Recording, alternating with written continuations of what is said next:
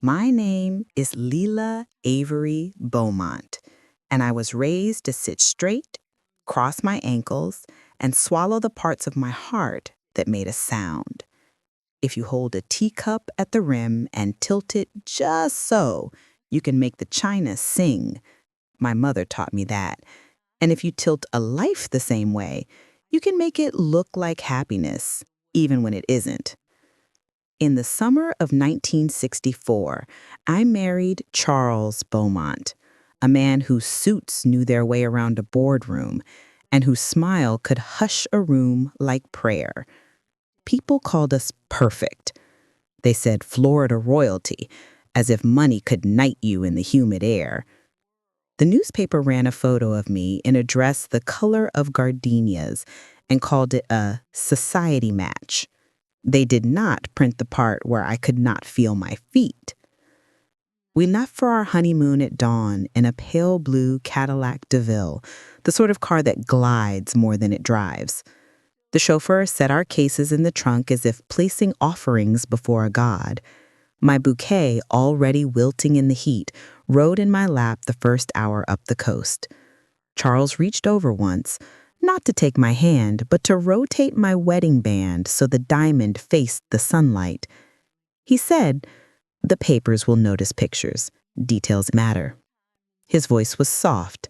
I counted the softness like coins and kept them in my pocket, hoping they would buy me a day or two without the other thing in him, something like a closed door.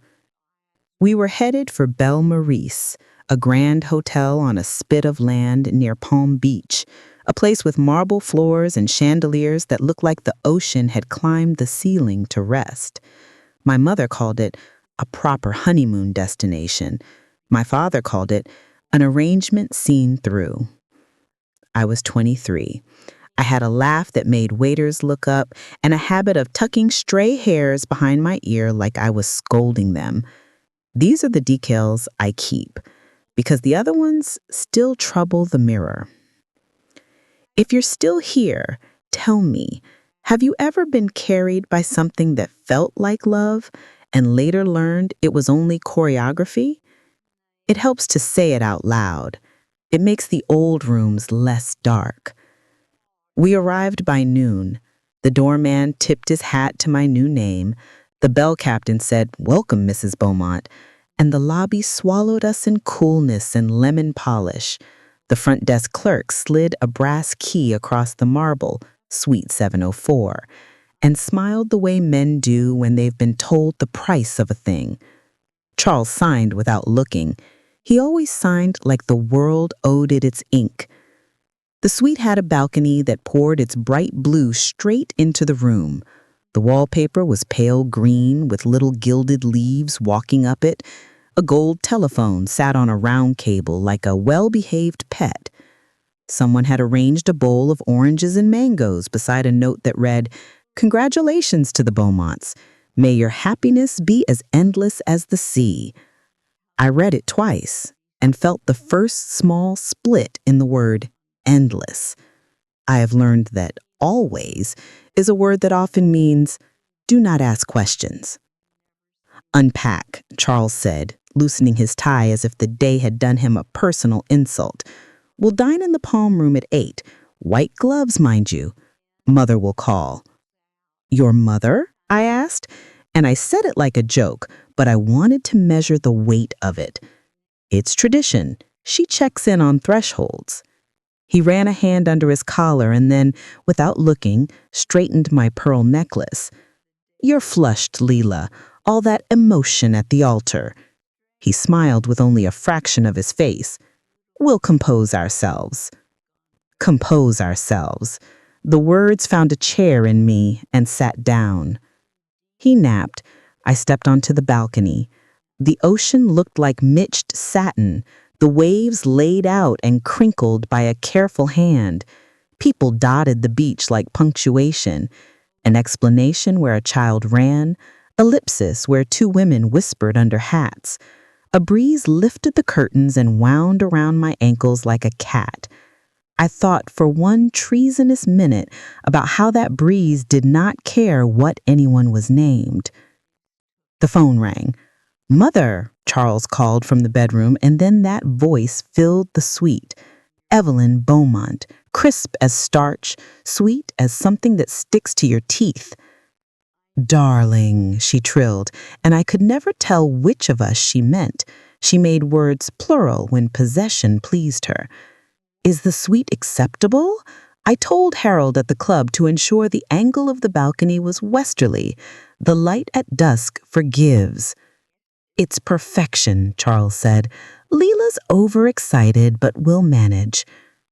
I pressed my palm to the glass as if I could cool myself with the ocean. "Mrs. Beaumont, thank you for the beautiful rehearsal dinner." "Evelyn," she corrected, "your family now. Do be mindful that the paper ran 3 photos, and in one your smile appears enthusiastic. A smaller smile reads as elegance." I learned in that moment that some people salt their advice with love and some with ownership. I could feel which one this was by where it stung.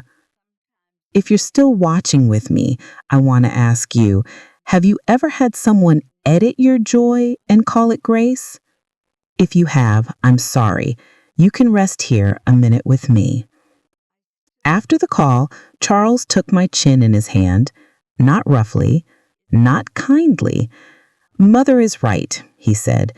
"A woman's power is in her restraint." He kissed my forehead, not my mouth, and went to shower. The bathroom fan whirred like a machine deciding if it would be merciful. At dinner, the palm room glowed the way money glows, indirectly, making everyone's skin look like it belonged on porcelain. There was a trio playing Gershwin. The women wore gowns in sherbet colors and carried purses that looked like they never knew a hand that sweated. The maitre d' said, "Table for 2, Mr. Beaumont," as if Charles had built the table that morning. We ordered champagne.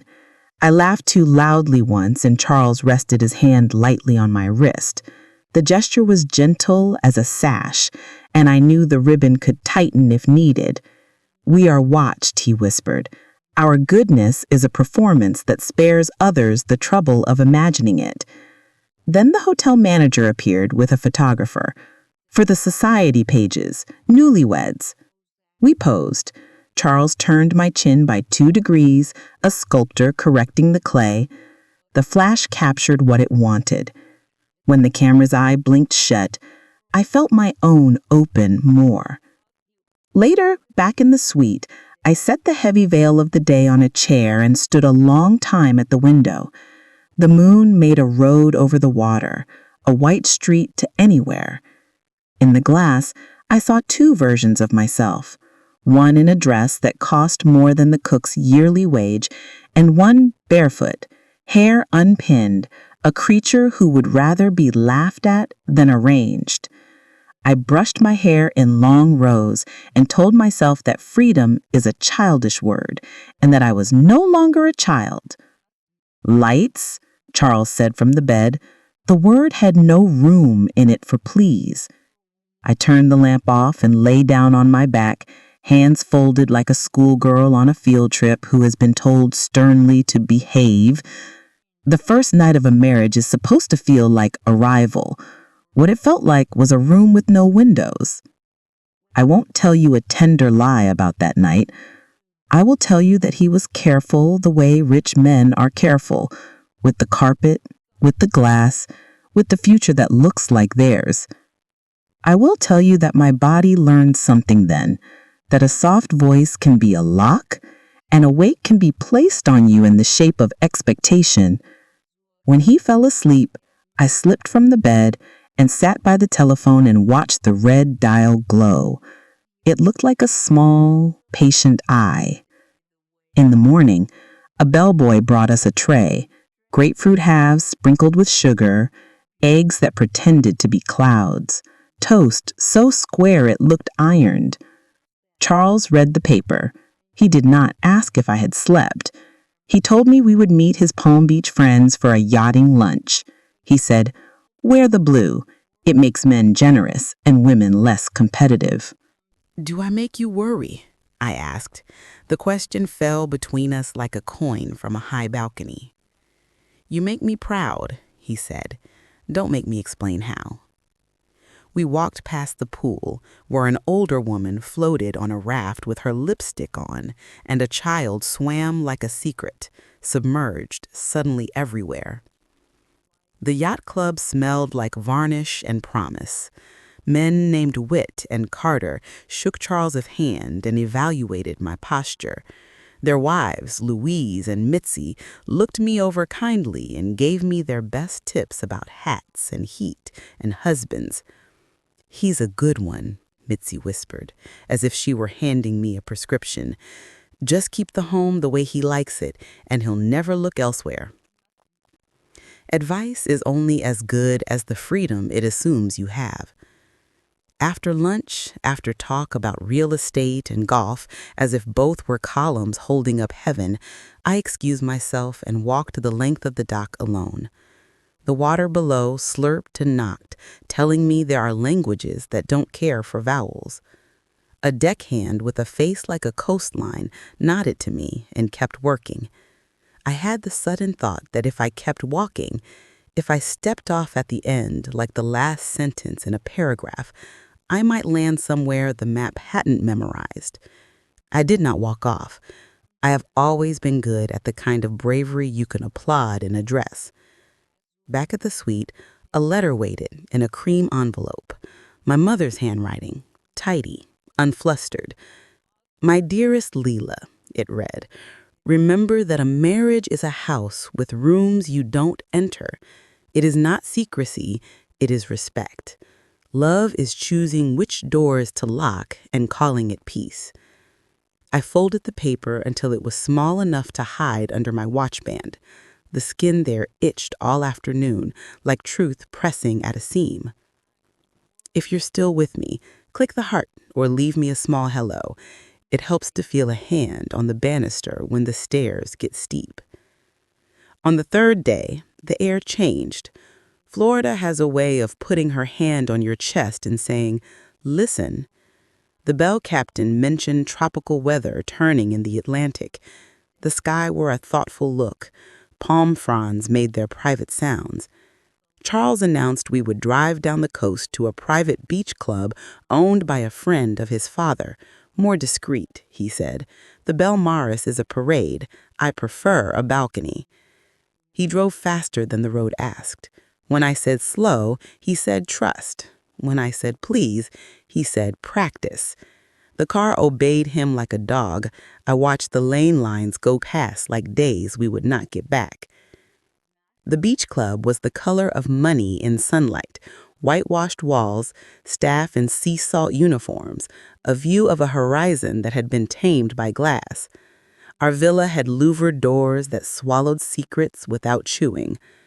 A maid named Teresa turned down our bed and left a small sea glass cross on the pillow. For protection, she said in a hush, as if God needed to be kept from waking. That evening, the storm decided to make a rehearsal of the sky. The first threads of rain were too fine to be believed. Then the heavy drops came, applause from a heaven that had read too many reviews. Charles closed the shutters. He poured bourbon. He said, we will dine in, and nodded at the room service menu. Later, he set the glass aside and placed a set of rules on the table as neatly as silverware. I have meetings in the fall, events. Mother will coordinate your wardrobe.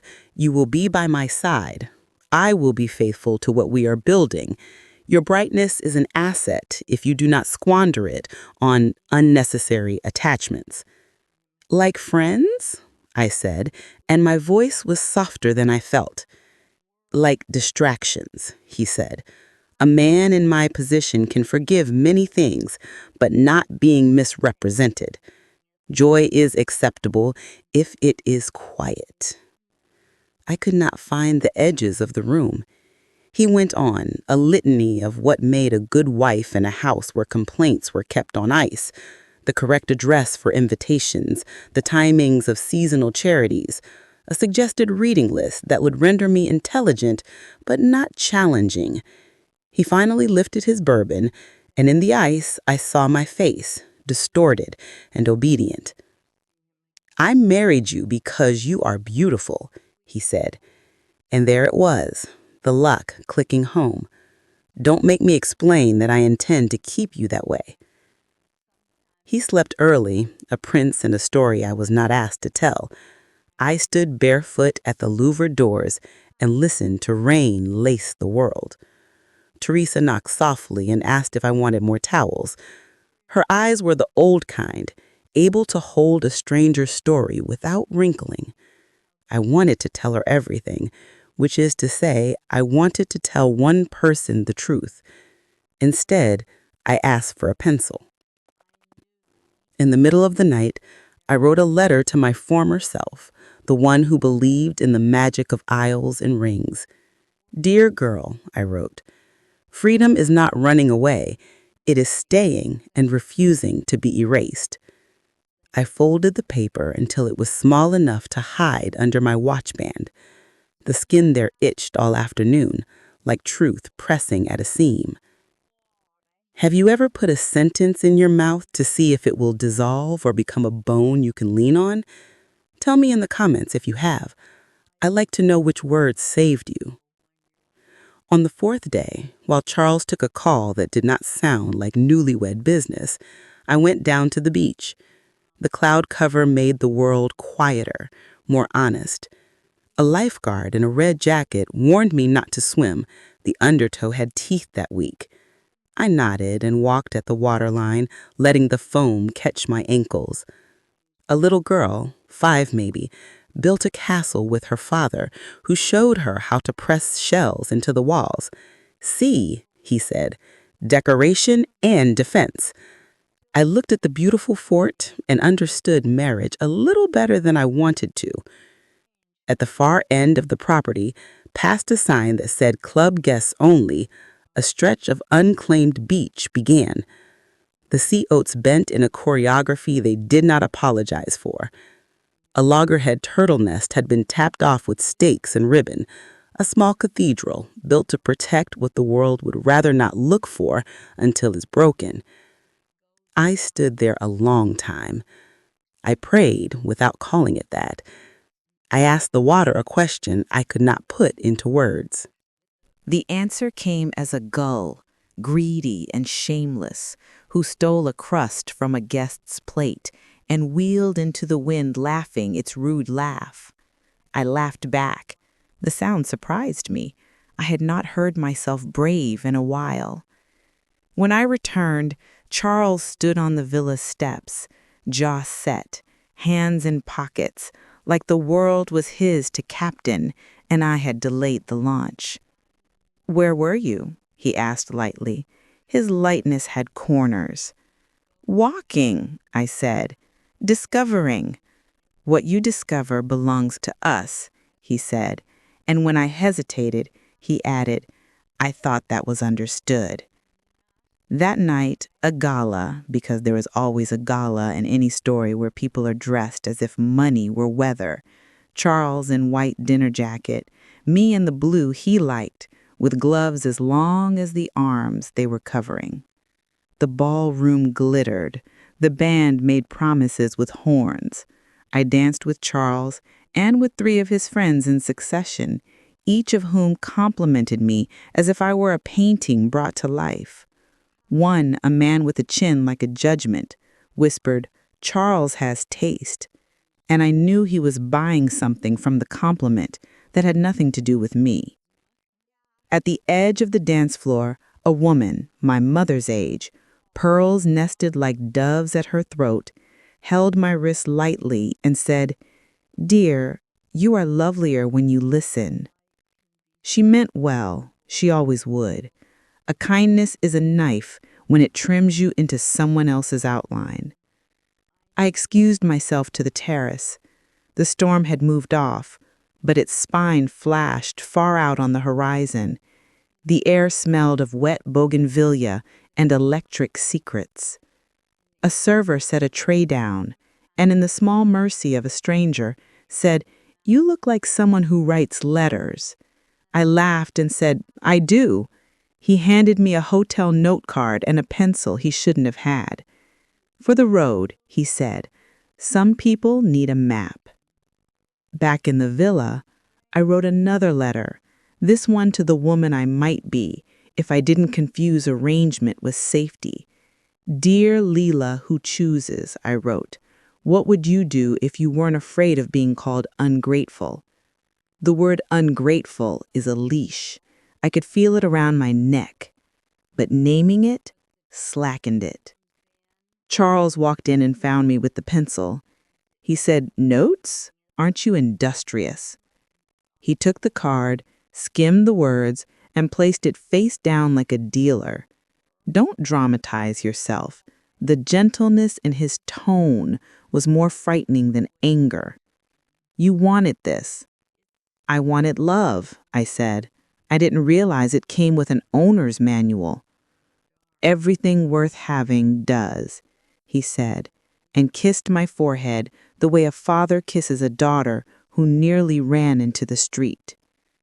It was then, precisely then, that a truth walked in and sat where my compliance used to be. It did not shout. It shifted its weight and looked me in the eye. You are not a wife, it said. You are a woman trying to survive a definition. The next morning, Teresa knocked again. She brought fresh towels, smiled at the cross on the nightstand, and told me quietly that the sea glass came from a beach where storms fling back the broken things polished into beauty. Broken can shine if it goes through the sea enough. I asked her about her daughter. Last time she mentioned a girl who wanted to be a teacher. She brightened. She talked with her hands. She had a way of making space holy by paying attention to the smallest thing in it. When she left, the villa felt less haunted. Charles returned with a schedule for the day: tennis at 9, luncheon at 1, cocktails at 6, a private supper at 9 with the few men who matter.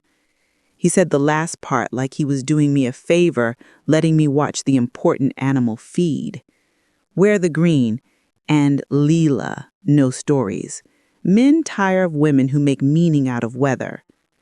I smiled because rebellion needs to grow in a greenhouse before you plant it outside.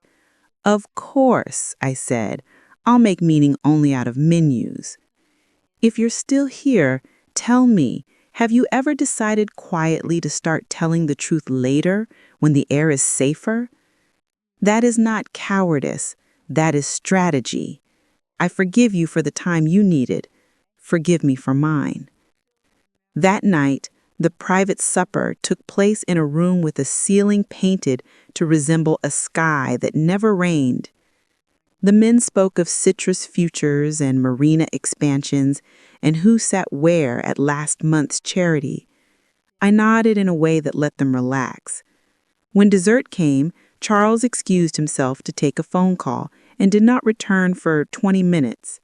When he did, his tie was straighter and his smile wider, and I knew both meant he had arranged something not meant to be discussed with wives. After, in the villa, I said, "What did you arrange?" He looked at me like a door that had forgotten its job. "Security," he said, "the kind you don't see." I would like to see mine, so I know it's there. That's not how this works. Trust is not a democracy. He went to the window and stood like a man receiving applause in his mind. At midnight, I could not sleep. The storm had returned, deciding it had more to say. The rain wrote its private language on the shutters. I rose barefoot, slipped on the silk robe my mother insisted upon, and opened the louvered door just enough to let the sea speak. It smelled of salt and something like iron, the scent of a key made for a lock the world had forgotten to build. I took the sea glass cross in my palm. It was cool and imperfect. I pressed it against my wrist where the watch band had rubbed the skin raw. I thought about rooms you don't enter and the cost of calling it respect. I thought about my name, which was now 2 names long, and how one of them felt like a suitcase someone else had packed. I wrote a third letter, the one that changed everything, though it would take days for my body to catch up with my hand. Dear Lila, who belongs to God before she belongs to anyone, I wrote, freedom is not the door opening. Freedom is building the courage to turn the handle yourself. I folded the letter into the robe packet and lay beside the man the world called my home. He exhaled the kind of breath that believes the night has nothing left to teach it. In the dark, I pictured the loggerhead nest, the stakes and ribbon, the careful waiting for something fragile to break itself out of a shell. Freedom is born messy. It crawls. It heads toward a light it doesn't entirely trust. And the world is full of gulls. In the morning, I told Charles I needed to go into town to buy a gift for Mother. He said, driver will take you. Be back by 2. We're expected. He kissed my temple like a notary. The driver was a thin man with kind wrists named Ephraim. He had a way of looking at the road like it might confide in him if he was patient. Downtown, he said, and I said, farther. He glanced at me in the rear view in a way that meant he had been asked to obey and had learned that sometimes mercy is disobedience. Farther where, ma'am? He asked. Anywhere I can write a letter and mail it without an audience, I said. He drove north, where the bougainvillea grew messier, where the post office did not smell like perfume, where a stationery shop had paper that wanted ink more than it wanted a crest. I wrote to my mother, I will be late to the life you imagined for me. Do not send search parties, send grace. I wrote to myself, choose a room and make it yours. Leave the door open. When I returned, Charles was standing with Evelyn on the terrace. She had arrived unannounced in a sheath dress and gloves meant for opera. Darlings, she said, the paper ran the yacht luncheon. Lila, your posture, mind.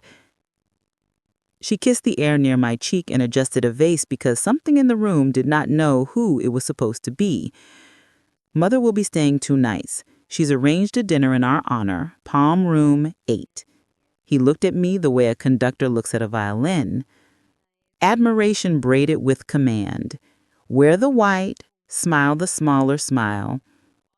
I nodded. I could perform. I had trained all my life, but the handle had already turned under my hand. The door did not yet know it would open. If you're still here, tell me this. Have you ever realized mid-smile that your mouth had been rented out to someone else's comfort? Tap the heart if you felt it. Write me a line if you haven't so I can congratulate you for your escape. That evening, the Palm Room glowed again. The trio played something slow and persuasive. Evelyn accepted compliments from me as if she were my agent. She's a dear. She'll settle. The word settle is a dress that fits too many women. On the terrace between courses, the air tasted like lime and possibility. Teresa passed by, not in uniform, hair down, a woman on her way home. She saw me, hesitated, then pulled something from her pocket. The sea glass cross. You left it on the table. Maybe you meant to, but take it, just in case. She pressed it into my palm. Her fingers were warm. My mother said, it's not luck, it's a reminder. A reminder of what? I asked. She smiled. That the sea returns what we are brave enough to release. I watched her disappear into the soft night. I held the glass and felt it warm to me. I walked back inside and took my seat between a man who owned a chain of hotels and a woman who owned the right to never clean them. I laughed at the appropriate moments. I kept my shoulders where they were supposed to be. I responded to Evelyn's gentle cues, and all the while, in my pocket, the letter whispered and the sea glass agreed. Some stories insist on a dramatic escape, a midnight train, a dress torn by a fence. Mine learned its steps in the smaller hours, in a honeymoon that taught me the word freedom without using it. It was not rebellion, not yet. It was recognition of the shape of the cage, the kind voice of the keeper, the way the key lived in my own hand. I will tell you about the morning after the dinner when the storm finally came ashore and the hotel lost power and a house built of rules discovered candlelight. I will tell you what I did when the elevator broke and the stairwell filled with people and a woman cried because the door wouldn't open. I will tell you about the first door I opened that week that was not meant for me and how fresh air felt like a verdict I wanted. The morning after Evelyn's dinner, I woke to the sound of rain striking the balcony doors like applause that had lost its rhythm. The sky was the color of pewter, and the palm trees bowed low, as if they'd finally grown tired of performing perfection. Somewhere down the hall, a maid dropped a silver tray. The sound rang like a bell, calling me to attention. Charles was already dressed, crisp white shirt, cufflinks shaped like small anchors. He looked like the kind of man the world believes. "Storm's coming ashore," he said, reading the paper as though the weather were a personal insult. "We'll stay put until it passes. Mother's gone to Palm Beach early, something about lunch and seating." He said it like a man announcing the end of a sermon. I watched the window. The ocean had disappeared behind sheets of silver rain. Inside, the world was expensive and still. When he left for the club, claiming important calls, I finally let my body unclench. I wandered the suite barefoot. The carpet swallowed the sound of me, a kindness and a warning. On the writing desk, the hotel stationery waited. I touched the pencil Teresa had given me. There's a strange power in objects given by people who expect nothing in return. I wrote a letter. Not to anyone, not even to myself, just words that needed a body. Freedom is not loud. It's the quiet click of a lock you thought belonged to someone else. By noon, the rain had grown arrogant. The bell captain phoned the suite. "Ma'am, we're closing the lower floors, flooding near the drive." I thanked him and looked at the mirror. In it stood a woman in a silk robe, her hair pinned too tight, her mouth small from practice. For the first time, I asked her out loud, "Who are you behaving for?" The question startled me. The voice sounded older than I was, but honest in a way I hadn't been since girlhood. At 2 o'clock, the lights flickered and went out. The silence after electricity dies is its own kind of sermon. No music, no air conditioning, only the sigh of a building that had to remember it was mortal. I opened the balcony doors. The wind rushed in, wild and salt-sweet. Below, the pool overflowed into the gardens. A bellboy ran across the courtyard with his hat in his hand, laughing at his own fear. For a moment, I wanted to laugh too. For the first time, the world looked unsupervised. Charles returned an hour later, wet and irritated. Of all the times for a storm? He slammed the door as if the weather had done it on purpose. He poured bourbon, 2 fingers deep. "Don't look so pleased. Chaos doesn't suit you." "I like the quiet," I said softly. "You can hear yourself think." He turned, smile cold. "That's exactly what I'm afraid of." He didn't mean it as cruelty. He meant it as instruction. But the line cut something I hadn't known was still holding. I sat in the armchair by the window while he phoned the concierge about dinner.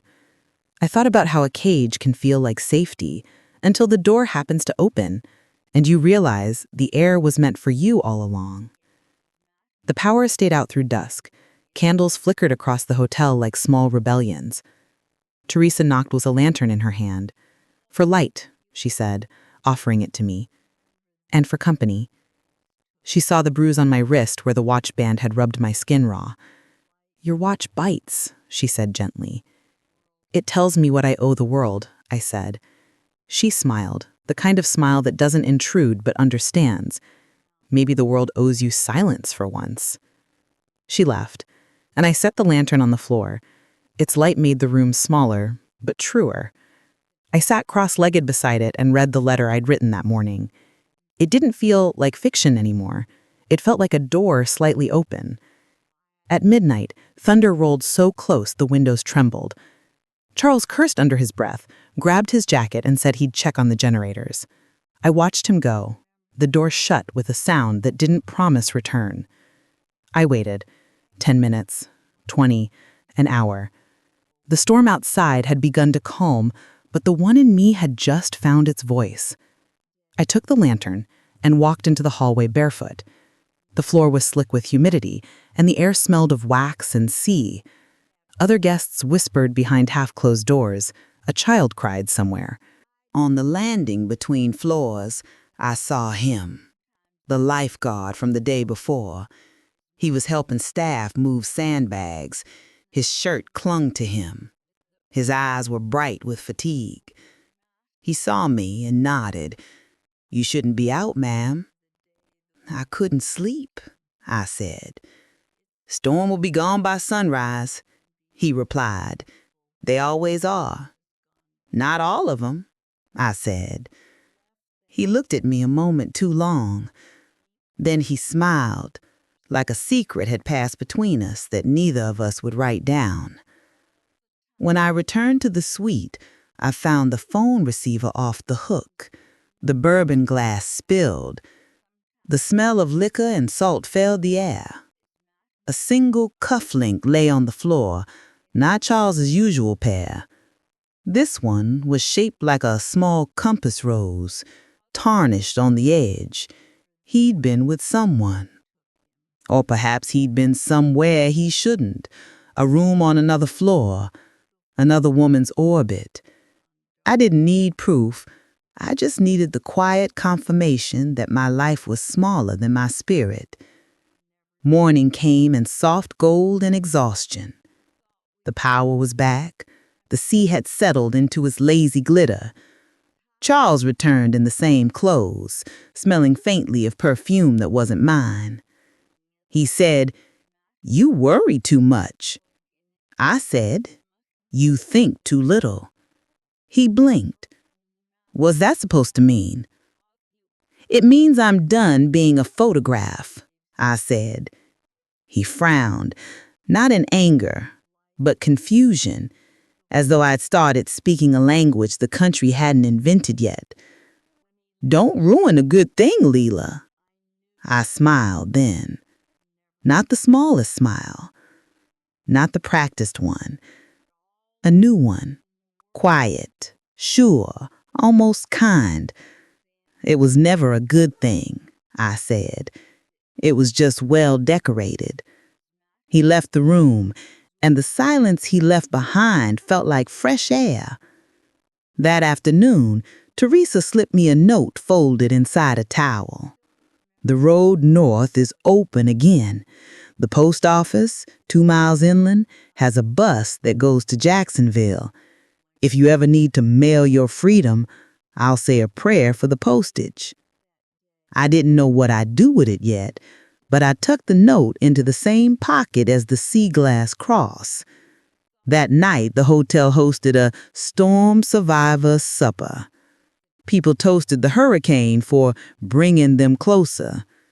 I raised my glass and thought, it brought me closer too, but not to anyone else, to myself. As the band played, I saw the reflection of lightning far out on the horizon, one last flash from a storm that wasn't ready to leave quietly. I whispered, "Neither am I." If you're still here, tell me, have you ever sat beside someone who made you smaller just by the way they said your name? Have you ever smiled through it? Because that's what good women were taught to do. I want to tell you it ends. That there's a sunrise on the other side of pretending. Tomorrow, I would take that road north. But before I did, I had one last promise to break. The dawn that followed was a mirror, gray, still, almost afraid to show its face. You know that hush right after a storm passes? The world looks polished, like it's trying to forget what it just did. That's how the sky looked the morning I decided to leave. Charles was still asleep, mouth slightly open, the picture of peace that only comes to men who've never had to apologize. I sat at the vanity, brushing my hair like a woman rehearsing normalcy. The mirror caught my eyes. Not soft, not frightened, just awake. I folded 2 dresses, my writing book, and the sea glass cross into my small suitcase. No makeup, no perfume. Freedom doesn't need decoration. I wrote a note. "Charles, The storms come whether you plan for them or not. You taught me that. I'm choosing mine. I left it on the pillow beside his cufflinks. The lobby was chaos and pearls. Men barking at bellboys, women fanning themselves with receipts, everyone pretending control. I walked through the noise like a ghost through smoke. Teresa spotted me first. She was carrying linens, but her eyes widened when she saw the suitcase. "You going?" she asked, voice barely a whisper. "I am." She nodded once, like she'd already known. "Then go quick. The manager's been told to check who leaves without settling." "I'll settle later," I said. "You're settling now," she replied, smiling. I pressed her hand, slid my wedding ring into her palm. "For your daughter."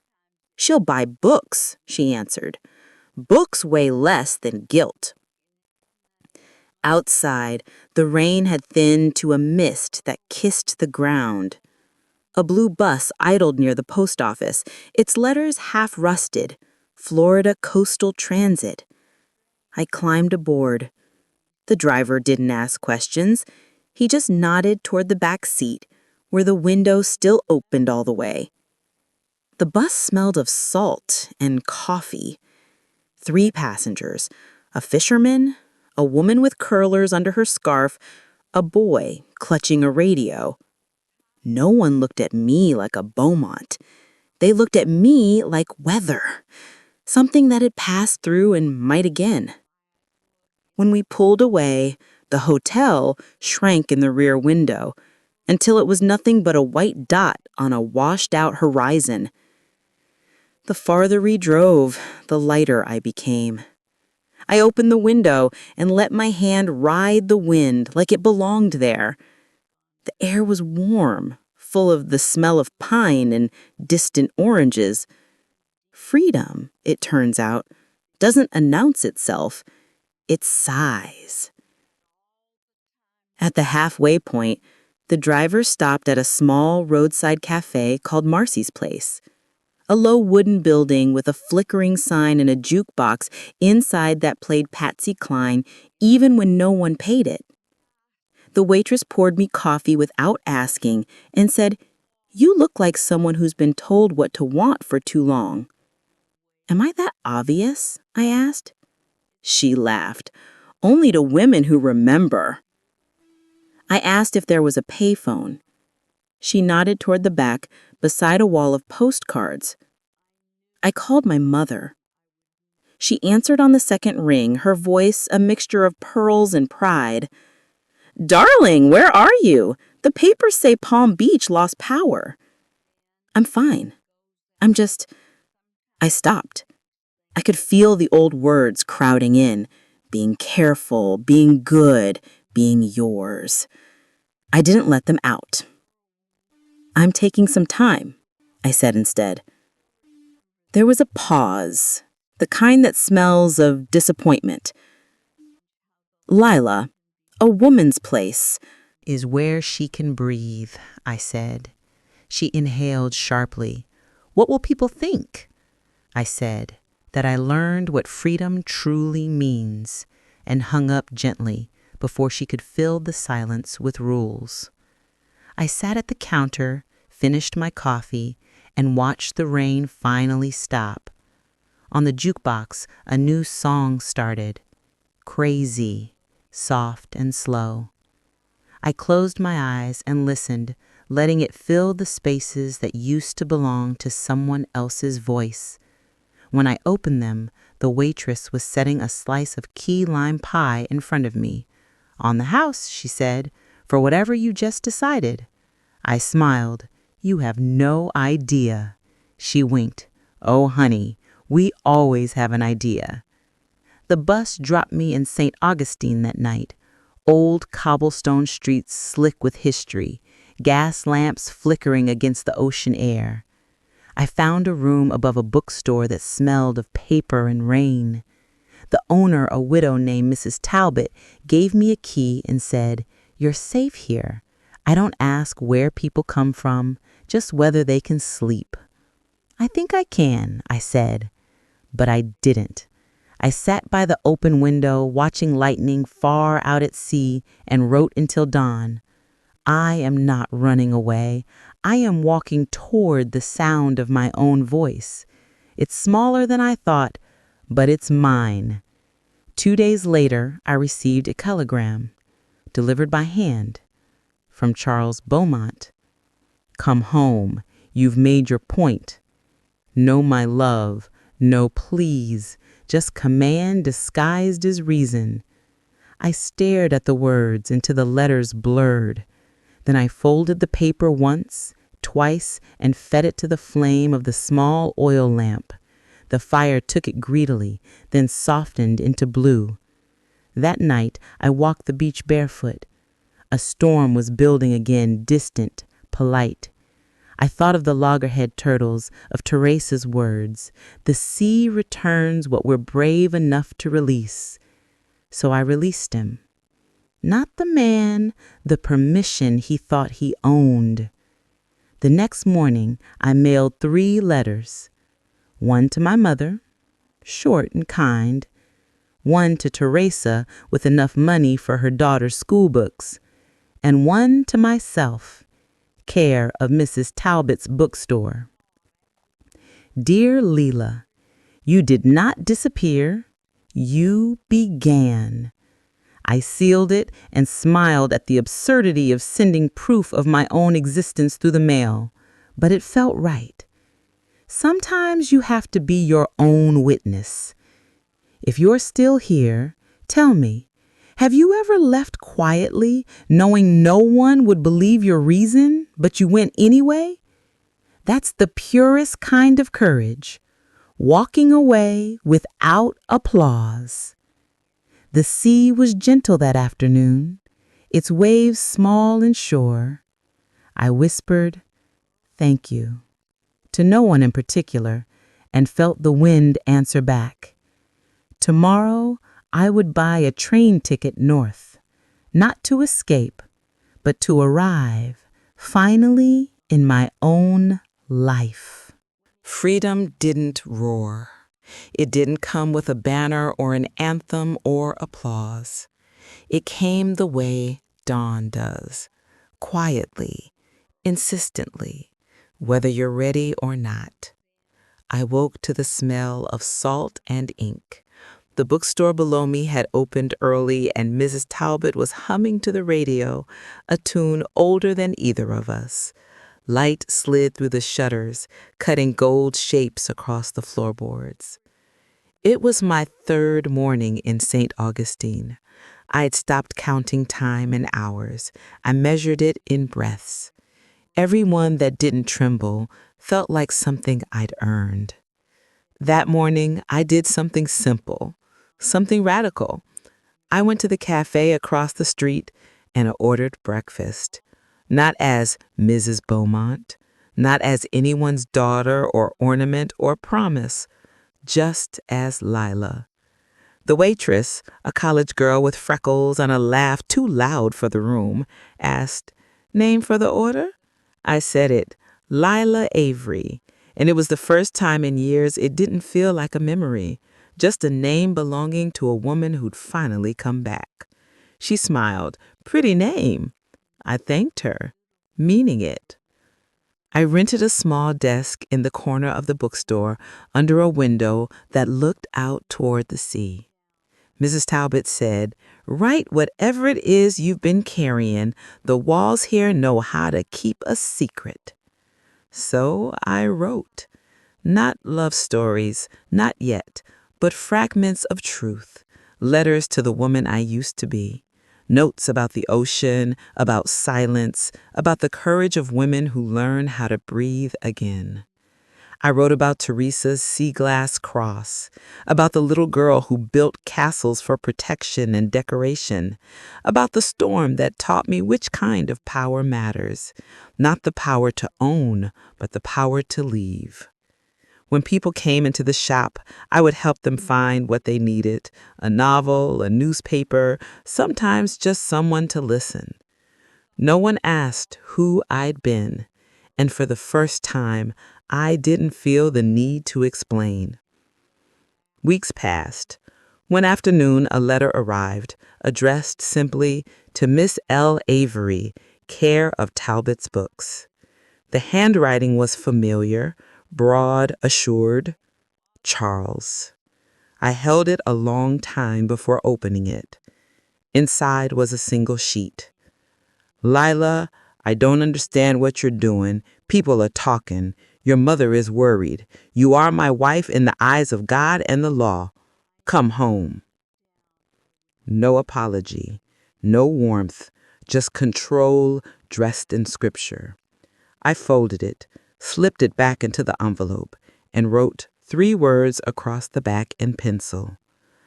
I am home. I placed it in Mrs. Talbot's wood stove and watched the edges curl like old wallpaper. The ash lifted, light as a blessing, and was gone. The days grew longer. I found a rhythm. Mornings with books, afternoons walking the old streets, evenings by the shore. The sea was different here, humbler, quieter. It didn't demand belief. It just existed, constant as breath. Sometimes I'd see couples strolling hand in hand, newlyweds probably. I didn't envy them. I wished them wisdom. Because love isn't ownership, it's recognition. It's seeing someone as they are and letting them stay that way. One late afternoon, a young woman came into the shop, nervous, twisting a ring on her finger. "Are you the lady who helps with letters?" she asked. "I suppose I am," I said. She explained she'd married in haste, that her husband already looked at her like something finished.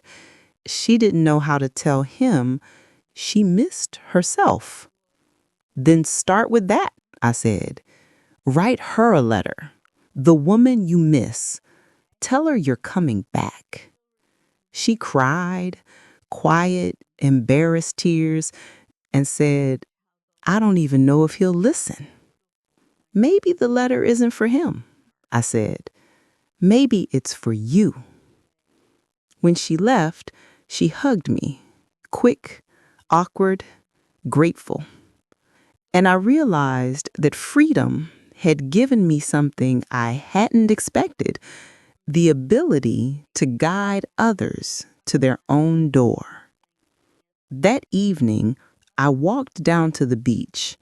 The tide was low, the horizon pinking at its edges. A fisherman was mending his net nearby, humming a tune I half recognized. I took the sea glass cross from my pocket, still smooth, still cool. It caught the last light like forgiveness itself. I whispered, "You've done your work," and threw it gently into the surf. It flashed once and disappeared beneath the water. The sea doesn't return everything it takes, only what you're ready to face. Later that night, I sat by the window and wrote the final words in my notebook. Freedom doesn't mean you stop belonging to people. It means you finally belong to yourself, too. And sometimes that's enough. I closed the book and smiled. Outside, the town's church bells began to ring, the hour, the ending, the beginning.